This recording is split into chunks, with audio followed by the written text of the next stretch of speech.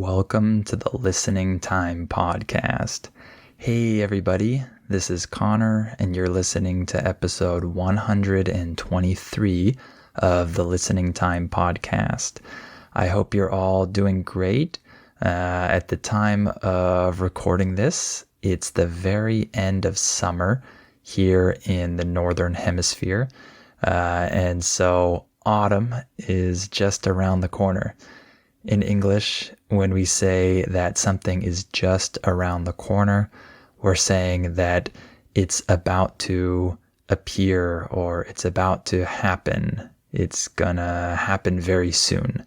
So fall is just around the corner, and a lot of people are really happy about this because a lot of people here like this season. They like autumn. They like to see the colors changing. They like the seasonal food. There are a lot of different types of food that people start to eat during autumn that they don't eat during the spring or summer. And so a lot of people like this season. One fun thing about this season is that there are a lot of activities for children. For example, pumpkin patches, these places where they sell pumpkins, but they also have a lot of activities for kids. And me and my family, we're planning on going to a couple pumpkin patches this season. And I think that I'll do an episode on pumpkin patches. So you'll get to hear about that, hopefully. And I was thinking about this topic of fun activities for children because I was thinking about pumpkin patches and about different things like that. And I decided that I wanted to do an episode about some of my favorite activities that I did when I was a kid. So my childhood activities, specifically things that I did outdoors, things that I did outside. I thought it would be fun to look back and remember my childhood and some of my favorite things that I did outside. So I hope that this will be an interesting episode for you today. And before we start, I want to remind you that my new podcast is available now, US Conversations, where I talk to different English teachers from around the US. And we talk about many things and have natural conversations at normal speed. And you have the transcript available with the definitions of key words and phrases that we use. So make sure to sign up for that if you're interested. The link is in the episode description below this episode. That's patreon.com/US Conversations. And if you want my specialized training to help you understand native speakers when they speak fast, then make sure to join my membership. The link is also in the description below this episode. So click on that and join if you're interested in getting my specialized training. And of course, if you're a Spanish or a Portuguese speaker, you can also check out my ebook if you want to start reading fiction in English.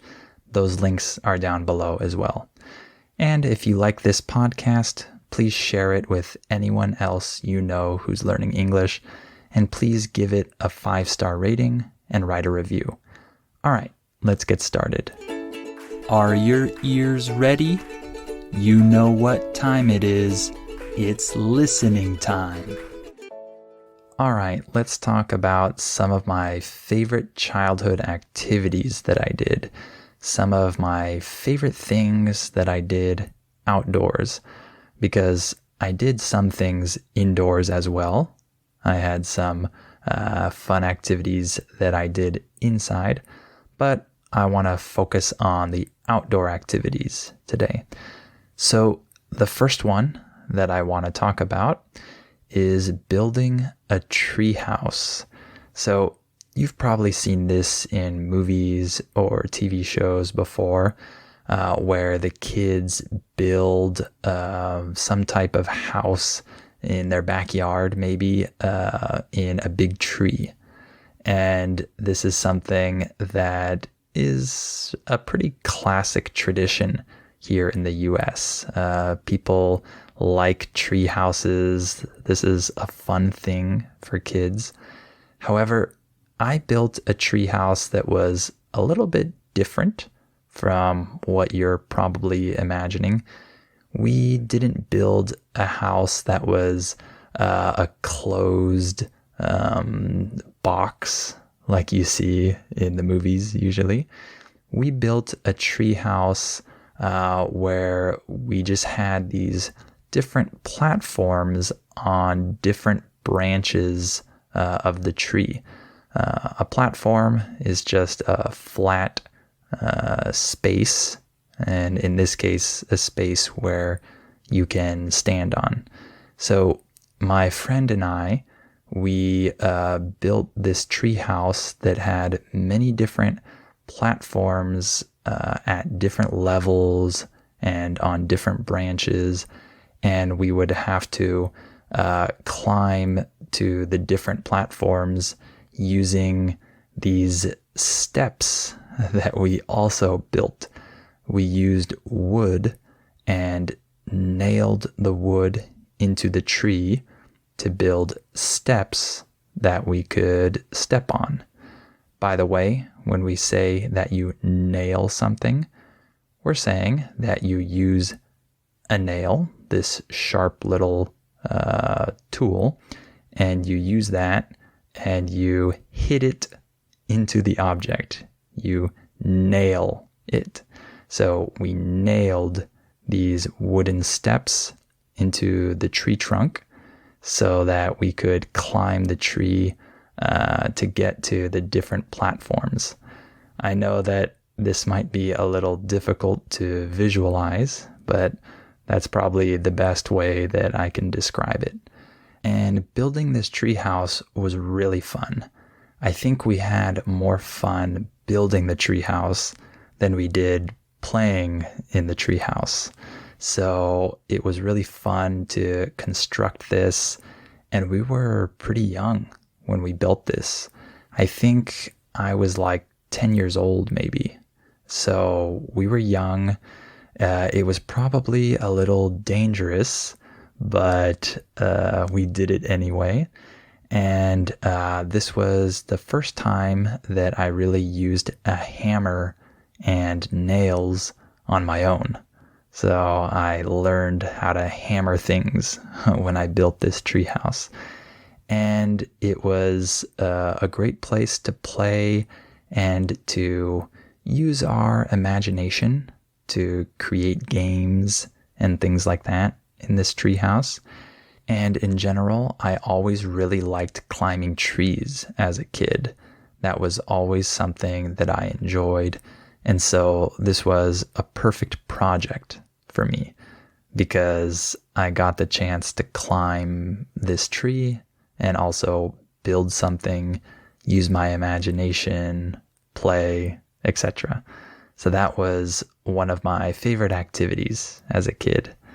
Another childhood activity that I wanted to mention is that I actually collected bugs for a time. The word bug just means insect, right? So I actually collected bugs during a brief time in my life. Now, when I look back on this, it seems kind of gross to me. The word gross just means disgusting. So it seems kind of gross when I think back to all the bugs that I collected. I remember that in particular, I collected caterpillars. You know, these things that turn into butterflies, right? So I collected caterpillars, and I remember putting them in a container, and I tried to create a good environment for them in this container. I put leaves and sticks and things like that inside. And I fed them fruit. I remember feeding them cantaloupe, actually. If you don't know what a cantaloupe is, this is that type of melon that's orange on the inside. That's cantaloupe. So I remember feeding them cantaloupe and cleaning the container. And I don't know why I was so interested in them, but for some reason, I like to collect them and watch them interact with each other in this container. And I also remember collecting some beetles. I remember doing that. I don't remember all of the other specific bugs that I collected, but I just remember that I liked to watch them interact with each other. I would combine some different bugs together and watch what they did to see if they would get along or if they would fight or whatever. By the way, the phrasal verb get along means that you are in harmony with another person or another animal. So it means that you don't fight with each other. You get along. So I think that I liked to experiment a little bit and see if these bugs would get along with each other. So that's another activity that I did as a kid. And another one was making paper airplanes. So I loved making paper airplanes as a kid, especially because I loved trying to find the different combinations of folds that would result in the best airplane. I don't know if you have much experience making paper airplanes, but of course it really matters how you fold the paper. So if you fold the paper in certain ways and you follow a certain design, you can make a pretty impressive airplane, actually. Some airplanes that we made actually stayed in the air for quite a while. And I remember that we had one design in particular that was the best one. So my neighbor and I found this perfect design that we would recreate time and time again and create these airplanes and try to make them fly as high and as long as possible. And so it was a very intricate design. The word intricate means that something is very detailed. And so this was an intricate design. I still remember how to make this paper airplane even now as an adult. That's how many times I made it. I made it so many times that I still have that muscle memory. I still remember exactly how to make this airplane. So we found that perfect design, and we always tried to improve it or find an even better design.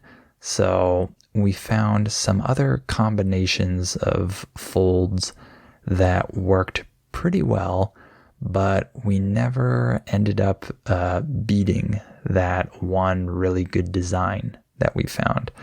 But it was really fun to do that and to experiment with different types of designs.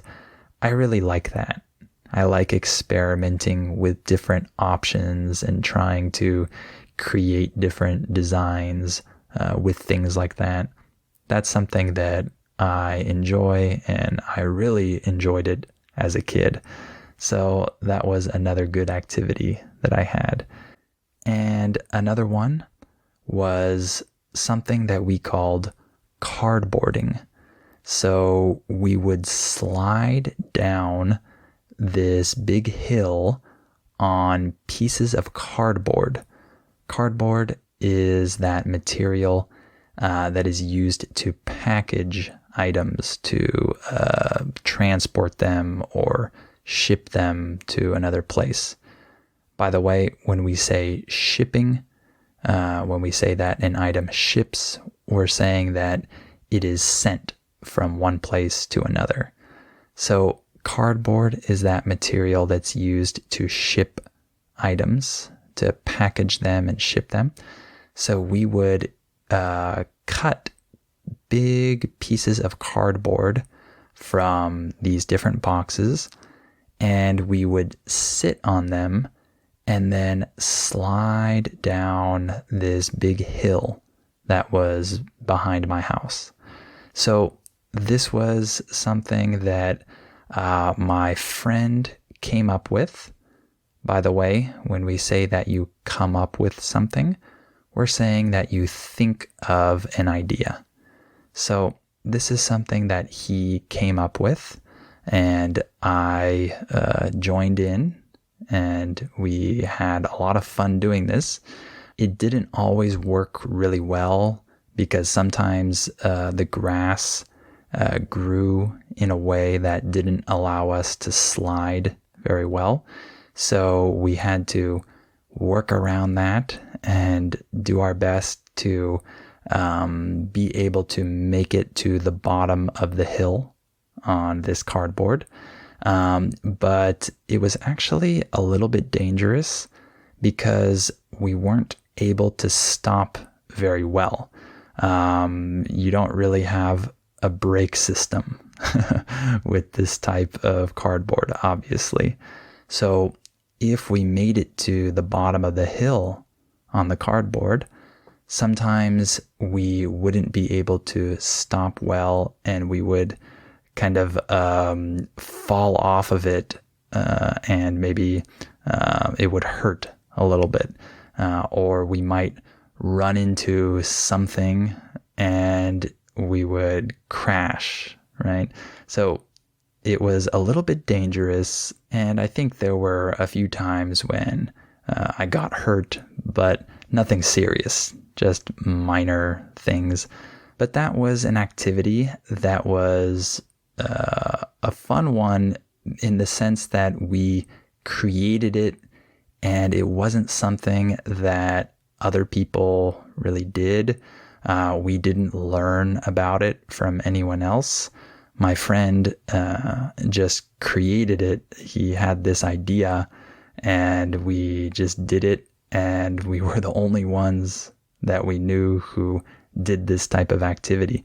So that was pretty cool. It was born out of a kid's imagination, right? It was just something that we decided to do because it sounded fun, and we had the material, and we made it work. We did it until we found the perfect way to do it, and then we had fun with it. I really like when kids come up with interesting games and activities like that. I think that's really cool. And speaking of that, the last activity that I want to talk about is playing make-believe. In English, when we say that you make believe or you play make-believe, we're saying that you create situations and games from your imagination, things that aren't real, but you imagine them, and then you play this game, or you do this activity. So I played make-believe a lot when I was around the age of 6 or 7, around that age. I remember playing with my old neighbor in my old house, my first house, and I remember inventing different games together where we would have to make believe. We had to pretend and imagine these different situations. By the way, in this context, the word pretend means that you imagine something that isn't real, but you act like it's real. Okay, so for example, if I pretend that I'm a superhero, this means that I'm acting and imagining that I'm a superhero, even though it's not real, right? So I remember pretending and coming up with all of these different scenarios with my neighbor.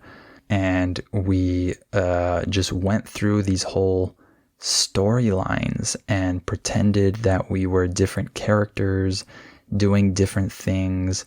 And it was tons of fun. I remember that our favorite thing to pretend was that we were on a big boat. We called it the boat game. And we pretended that we were these sailors on this big boat, and we were navigating the open seas, and we encountered all of these different complications and problems. I don't know where we got that idea from. I have no idea how we started that, but I just remember that we loved playing this boat game and using our imagination. So I really like that type of activity, that make-believe type of activity, because I think it's really good for kids.